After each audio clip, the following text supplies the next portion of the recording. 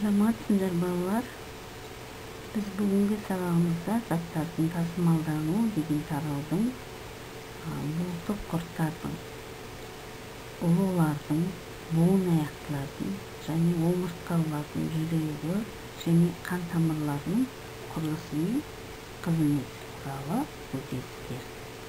Сабактын максаты жаныбарлардын жүрөгү менен кан тамырлардын курулушун сыйпаттоо, кан тамырлардын кабыргасынын курулушу менен булардын кызметинин арасында байланышты орнотууду түшүнөсүздөр.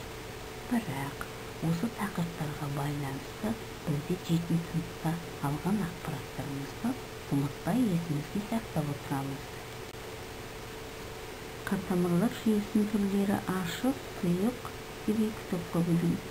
Жүрөктөн оттегиге каныккан кан тамырлар лимфа дене куусуна куюлуп, сулпа сыяктуу менен аралашып, кайтадан кан тамырларга куюлат. Мына сиздердин көрүп отургандай, ашык жөөк менен сигмалин артерия вена каны аралаш. Буга бокулдак денелер және буун аяктар типи буунак денелер жатат. Туюк деңиз кан менен дене жасушаларынын арасында тигийлей жанасуу болмой, денедеги кан тамырлар аркылуу кан козголот. Өздөрүңүз көрүп тургандай, омурткалык жаныбарлардын кан айлануу жүйөсү. Және де мына жерде билетін шұбалшынтыр. Бұл неге тұйық кан тамырлар жүйесінің ең алғаш шұбалшында пайда болған өздерін білетіндей 5 сақинелі жүрек шүйден тұрады. Балалар, енді біз омыртқасыздар, омыртқалылардың жүрегінің құрылысына тоқталайық. Мына суретте көріп отырсыздар, бұлқылдақ денелер және буын аяқтар типінің неше классқа жататынын көрсөтүлгөн. Ал эми ар биринде жеке токтоло кететін болсок, улуулар бауыр аяктылар. Коосы 2, бир жүрөкчү, бир карышадан турат. Кууршактуулар кооздары 3, 2 жүрөкчү, бир карышадан. Бас аяктылар 3 коозду, 2 жүрөкчү жана бир карыша, 2 көмөкчү желдик жүрөкчү болот. Буун аяктар типинде оларды 3 класска бөлүнөт. Шайынтарөзлөр, өнүктөрөзлөр, буунак денелер. Шайынтарөзлөр дагы 5 кооз болот, калгандарында бир нече кооз болот. Эми бул класста жүрөкчү менен карыша бөлүнбөгөн баардык камералар бирдей болуп келет. Келеси суретте көрүп отургандай омурткалар. Омурткаларга балыктар, космекендер, жорголоочулар, куштар, сүткүрүктөр жатат. Муну биз 7-сыныпта билдик. Эми суга негизде балыктарда жүрөктүн коосы 2, курулушу бир жүрөкчү, бир карышада. Космекендерде коосы 3, 2 жүрөкчү, бир карыша арасында эч кандай перде жок болот. Сондуктан каны аралаш болуп келет. Жорголоочуларда коосы 3, 2 жүрөкчү, бир карыша жартылай пердеши болот. Бул жерде кээ бир өкүлдөрүндө 4 бөлүмдөн турат дейсиз. Келеси плазмус куштар. Коосы 4, 2 жүрөкчү, 2 карыша. Келеси сүткүрүктөр. Коосы 4, 2 жүрөкчү, 2 карыша.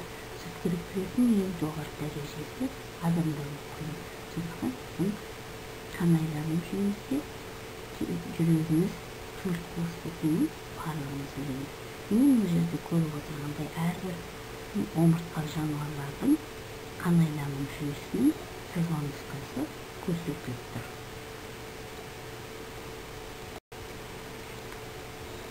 Кан айлануу кызмети Бірінші тасымалдау қызметін атқарат. Қан тамырлар бойлай ағып, организм үшін көптеген қызмет атқарат.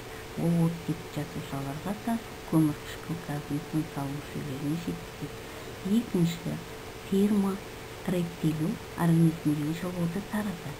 Үшінші, қорғаныш. Қанды лейкоциттермен нәруыз плазмасымен қамтамасыз етеді. Төртінші, көмірал директиві гормондарды және басқа биологиялық белсенді заттарды тасымалдайды. Енді міне өздерің көріп отырғандай, омыртқаларға балық, қосмекенді, жорғалаушылар, құстар және сүтқоректілердің жоғары дәрежесі үлес болып келеміз. Сондықтан жүректің құрылысына қысқаша тоқталайық. Жүрек дегеніміз өзі 3 қабаттан тұрады. Бірінші перикарды, жүрек қабығы түзу болып, жүректің сыртында үлпіршек жұқа қабықша болады. Ортаңғы қабат миокард, ішкі қабат эндокард, қан мен ұйқы азайтатын тегіс эпителден тұрады. Жүрек үздіксіз жиырылып, босаңсу арқылы қанның қан тамырлары бойымен қозғалысын қамтамасыз етіп тұрады. Енді осы қанды жүректен мүшелерге жеткізетін қан тамырлар. Оны біз жақсы білеміз. Онда қан тамырлар дегеніміз адам мен жануарлар организмінің жүрек тамырлар жүйесіне жататын қабырғасы серпімді келген түтікше мүшелер болып келеді. Ірі қан тамырлардың қабырғасы 3 қабаттан тұрады. Сыртқы дәнекер ұлпасынан, ортаңғы бірыңғай салалы бұлшықет талшығынан, ішкі эпителий ұлпасының жасушасы сілемейлі қабықшадан тұрады.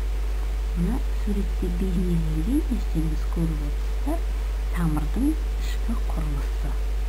Жалпы тамыр артерия, вена, капилляр деп 3 топқа бөлінеді. Мына суретте көріп отырсыздар, қан тамырлар 3 топқа бөлінеді, тағын айтып кетті. Артерия, вена, капилляр тамырлар. Әр артерия мен вена тамырлардың соңғы ұшы капилляр тамырға ұласады. Енді ішіне қысқаша тоқталайық. Артериялар жүректен шыққан қанды таратады.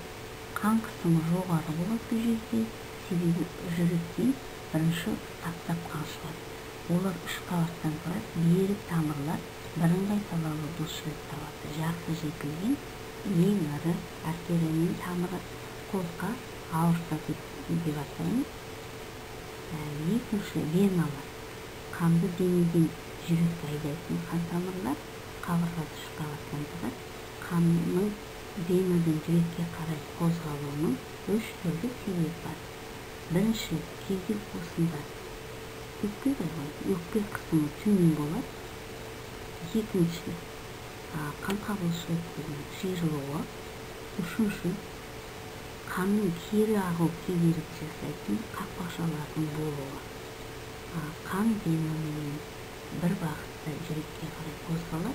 Мұны балалардың ескертіп ойлаймын, вена тамырлар бізде терінің астына жақын орналасады, сондықтан бізде кез келген денемізде көк тамыр тұр, ол вена тамырлар болып келеді. Бағана айтқан артерия тамырларымыз ол бұлшықеттің арасында болады.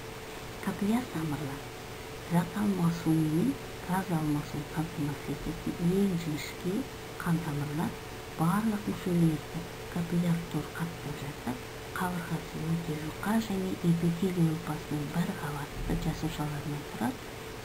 Қанның құрамындағы көрек заттар мен оттек ұлпаларға жеткізіп, ұлпаларда көмірқышқыл газы мен зат алмасу соңғы өнімдерін қанға өткізеді.